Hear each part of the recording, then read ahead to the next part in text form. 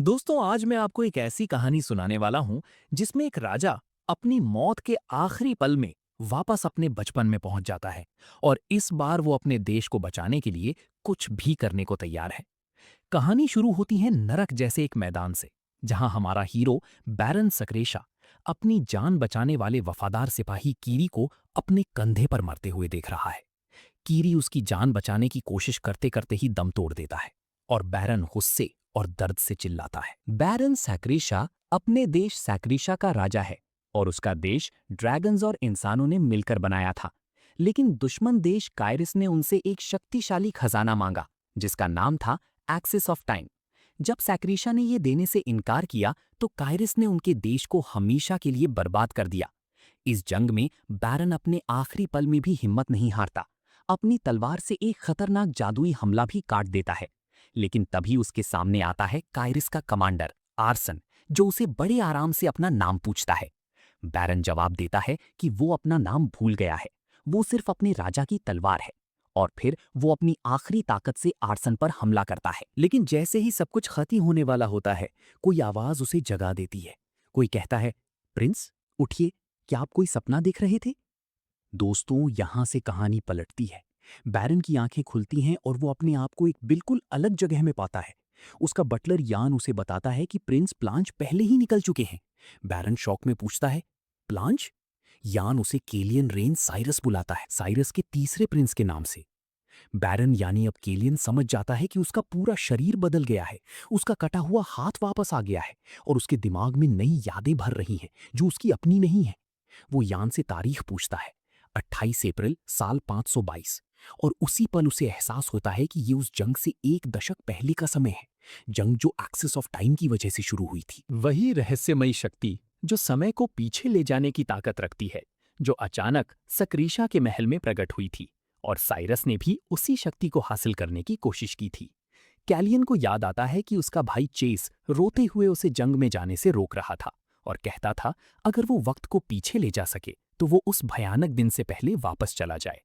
कैलियन को अब यकीन हो जाता है कि चेस ने ही एक्सिस ऑफ टाइम का इस्तेमाल करके उसे एक आखिरी मौका दिया है अपनी मदरलैंड सक्रीशा को बचाने का, और वो दिल में ठान लेता है कि इस बार वो जरूर बचाएगा। नाश्ते की मेज पर कैलियन अपने बड़े भाई रैंडल से मिलता है, जो उसे बिल्कुल नजरअंदाज करता है, जैसे वो वजूद ही नहीं रखता। तभी दूसरा प्रिंस ब्लांच भी हंगामा करते हुए अंदर आता है और कैलियन को बिना किसी शर्म के बेइज्जती करता है। उसे उसकी माँ की तरह बेशर्म कहता है। कैलियन गुस्से से ब्लांच को घूरता है और ब्लांच डर के मारे अपना चाय का कप जमीन पर पटक देता है। रैंडल बीच में आकर सबको शांत करने की कोशिश करता है, लेकिन ब्लांच गुस्से में वहां से निकल जाता है। दोस्तों, यहाँ कैलियन को अपने वफादार नौकर यान का सहारा मिलता है, जो उसकी हर परेशानी में उसके साथ खड़ा रहता है। कैलियन को याद आता है कि उसकी असली माँ ड्रैगन सेफानियन थी, जिसकी आंखें बिल्कुल कैलियन जैसी थी, लाल रंग की, और उसी वजह से प्लांच उसे हमेशा ब्लडी आइज बुला बुलाकर जलील करता था। लेकिन कैलियन को अपने पुराने जीवन की यादों से एक बहुत बड़ा राज पता चलता है कि असली कैलियन सिर्फ कुछ ही महीनों बाद मार दिया जाएगा। उसे क्वीन को जहर देने की झूठी तोहमत लगाई जाएगी और उसे खुद को फांसी लगानी पड़ेगी। दुनिया को यही बताया जाएगा, लेकिन सच किसी को पता नहीं। ये सुनते ही कैलियन समझ जाता है कि उसकी जान खतरे में है और उसे कुछ करना होगा। तुरंत उसी वक्त वो अपने बाल काट लेने का फैसला करता है। अपने नौकरों के सामने ही कहता है कि अगर तकदीर पहले से तय है तो वो उसे मोड़ कर दिखाएगा। अगले दिन नाश्ते की मेज पर प्लांच उसे देखते ही गुस्सा हो जाता है, लेकिन इस बार कल्याण डर कर नहीं बैठता। वो सीधा प्लांच की आंखों में देखता है और अपना नाम गर्व से बताता है। प्लांच गुस्से में एक सुनहरी रोटी वाली छुरी उसकी तरफ फेंक देता है। छुरी यान की तरफ जाती है, लेकिन कल्याण अपने हाथ से उसे पकड़ लेता है और खून बहने लगता है। फिर भी कल्याण मुस्कुराकर प्लांच को बताता है कि वो बिल्कुल ठीक है। प्लांच ये देखकर हैरान रह जाता है। दोस्तों, बाद में अपने कमरे में कल्याण अपने शरीर को गहराई से महसूस करता है और उसे पता चलता है कि उसके दिल के आसपास 3 माना सर्कल्स मौजूद हैं। मतलब वो एक जादूगर है। लेकिन उसका जिस्म ऐसा है कि जब भी वो माना का इस्तेमाल करता है उसे सीने में दर्द होता है। साइरस की रॉयल फैमिली ड्रैगन्स की वंश से है और उन्हें सिस्टेनियन देवता ने हीलिंग और मैजिक की शक्ति दी थी। लेकिन कल्याण का जख्म सही वक्त पर ठीक नहीं हो रहा, जो बहुत ही अजीब बात है। अगर उसने माना का इस्तेमाल किया तो वो अपनी ऑरा या जादू का सही तरह इस्तेमाल नहीं कर पाएगा, और जब हत्यारा उसकी जान लेने आएगा तो वो अपना बचाव नहीं कर सकेगा। इसलिए कैलियन सोचता है कि उसे किसी माना के जानकार से मिलना होगा।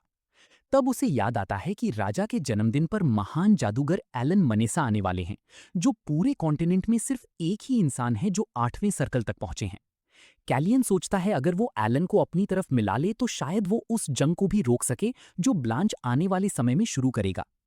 कैलियन ये भी समझता है कि साइरस में जो इतने सारे नाइट्स घूमते हैं वो ब्लांच की माँ के खानदान ब्राइसन फैमिली की ताकत की वजह से हैं, और अगर उसने एलन जैसे शक्तिशाली जादूगर को अपनी तरफ कर लिया तो वो ब्राइसन की ताकत को भी कंट्रोल कर सकता है। कुछ दिनों बाद कैलियन अपनी स्टैमिना ट्रेनिंग के लिए झील के पास दौड़ लगाता है, लेकिन हर दिन उसकी रफ्तार कम हो रही है।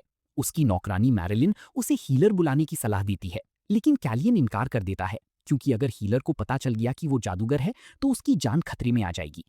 तभी उन्हें पैबल नाइट कोर की ट्रेनिंग दिखती है, जहां एक सख्त कमांडर अपने सैनिकों को ट्रेनिंग दे रहा होता है।